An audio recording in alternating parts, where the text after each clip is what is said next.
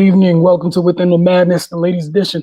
Got Cardell Dudley Jr., Raymond Lyons, Wilson Tarpe Jr. Before we get into the names, going to let you guys give you a quick update. What happened last night in the Mercado region? You had 2-3 matchup, Texas A&M. They were taken down by Arizona. Ari McDonald, 31 points, 5 rebounds. Leah Wilson, 17 points and 10 rebounds. Tonight, Maryland's taking on Texas. It's halftime in that one. It's 32-25. And we're going to start in the Alamo region with Stanford and Missouri State.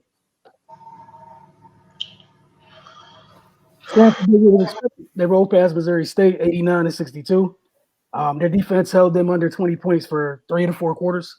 Keanu Williams led Stanford with 16 points. Ellie Ruffridge had 18 for Missouri State.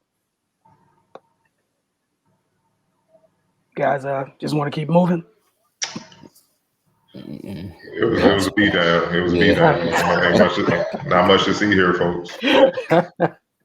I just wanted to make sure. Forgive us. Forgive us. Maryland playing right now, so it is what it is, folks. I'm just keeping it a buck. If Missouri State ain't care enough to compete better, it is what it is. They got punished. All right. Oh man! All right, and then earlier, Louisville and Oregon. It was a 2-6 matchup. Dana Evans, 29 points. Nayara Sabali, she led Oregon with 14-7, but she went out with an injury. But Dana Evans, Louisville, they're in the Elite Eight. You guys, thoughts on them getting back to, I guess, what they feel is their standard in terms of being where they feel they should be at internally. It was a Dana Evans show. Pure and simple. They couldn't do nothing with her.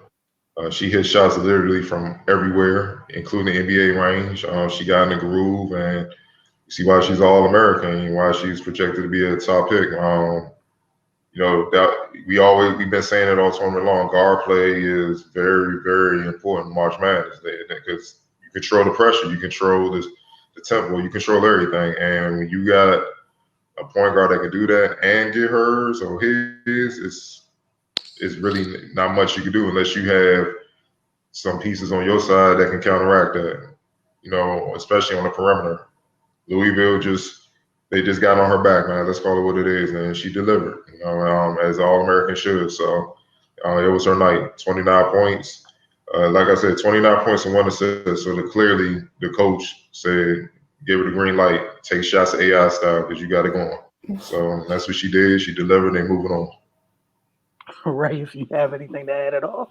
No, yeah, I was happy for her, man, watching the game because she's had a couple rough ones getting as the tournament has gone on, but she got back to form tonight.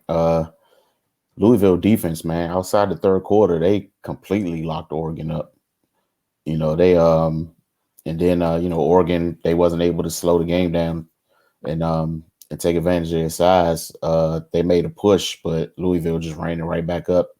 And once Sabally went down, I kind of the writing was pretty much on the wall. But man, Louisville, they on defense, man, they were full court pressure. They were swarming, causing turnovers, getting easy baskets, and Oregon just couldn't contend with that. And on the offensive side, obviously Dana Evans just did her thing. So it was complete game from Louisville. All right, on to the last matchup that we have to discuss. 1-5 matchup between South Carolina and Georgia Tech. It was some talented bigs on the floor in this one. Yeah, Lorella Kabai. You guys already know how most people feel about Leah Boston. It was a close game for about a half or so. Then South Carolina kind of got right in the third quarter, and they eventually went on to win the game. Latian had 20 points, 4 rebounds, and 5 assists for the Yellow Jackets. And Leticia Amahiri, she really stepped up for South Carolina. She had 15 points and 7 rebounds off the bench for them. I feel like this was a chess match type of game. Well coached on both sides, and honestly well executed. I just feel like South Carolina had more players that made tougher shots efficiently. That's why they won. They sometimes at college, at this point in time in the season, March Madness, it comes down to, pros. And South Carolina has a few pros where Georgia Tech might have one, one or two, you know what I mean? And that's the difference. Pros make things happen when, if you weren't a pro, you can't make that happen. You can't make those shots. You can't make that play. And that's what happens. It was a great execution on both ends for both teams. But still, with Aaliyah Boston kind of struggling because she's battling Kabaj, they shot 56% from the field, 57% from three-point range, and 100% from the free throw line. Like that, you couldn't ask for a better shooting performance if you're Dawn Staley. And your best player, your big, didn't even get off like that. She was 4 for 10, and she's usually way more efficient than that inside. So, Cook and Saxton, especially, I'm here right off the bench, 6 for 8. Cook 6 for 13, Saxton 6 for 8. That's efficient. They only missed a couple shots all game, and they were taking turns. So it's hard to stop that, man. That tidal wave in Georgia Tech. Like, who you gonna key in on to slow down? The other one, cheating down the person you keyed on going off. It's just simple basketball, man. And that's the reason why they held off Georgia Tech. Otherwise, if they weren't that efficient, things might have went different because they did a good job of slowing down Boston. Right. Yeah, they picked the perfect time to find their 3-point range. They had been struggling the previous 2 games, so that came in handy.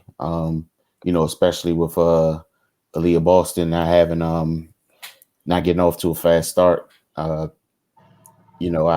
feel like that was pretty much a lot of the separation. Then South Carolina got a little bit more off the bench. They outscored Georgia Tech bench 21-3. So that's that was big. You like against a team like South Carolina with that type of depth, you need to contribute from 1 to 10 or however many is on your roster. But South Carolina just had a little too much talent for them. But it definitely was a great game. Well coached. Both teams executed. Both teams responded. 2 heavyweights throwing haymakers, man. And that's what it was. South Carolina just outlanded them. Yeah. All right. We'll be back tomorrow again. Folks making it Elite Eight, waiting for Maryland, Texas to be the final member of the Elite Eight. Then Elite Eight action starts for both the men's and women's tomorrow. So we'll be back tomorrow night for more madness. You guys had anything you want to add before we move on? No, sir.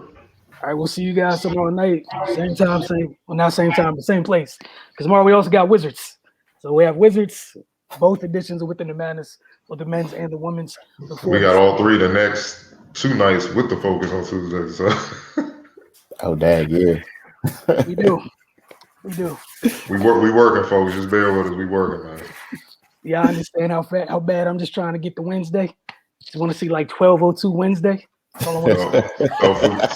So forgive me if I say Aaliyah Boston or something like that during the Wizards broadcast. You got to excuse that. If it's probably gonna happen. It's all running together, man. Yeah. Man, it's so bad, right? I thought I messed up the beginning of this. With Arizona, I forgot. Like, I'm thinking I saw Arizona play today. I didn't. I just saw highlights. Like there's a lot going on. Let me say, be with us. Thank y'all for your support thus far. I look forward to talking tomorrow again. A lot of basketball tomorrow. A lot of basketball on Tuesday. We started with you guys at the beginning of the tournament. I'll ride this thing all the way to the end. So look forward to doing that with you guys. See y'all tomorrow night.